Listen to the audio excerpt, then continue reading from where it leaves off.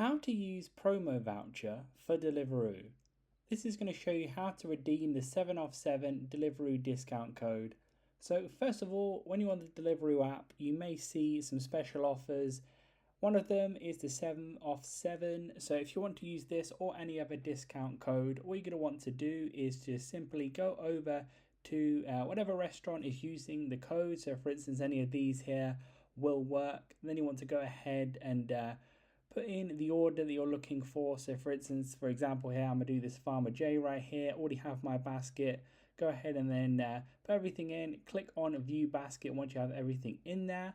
Once you've done that, all you want to do is scroll all the way down and make sure in the savings and offers area you have ticked and selected the 7 off 7 in there. It will have to be in this section here. Make sure it's on there. You should see it -7. Then you should see the deduction from the bill.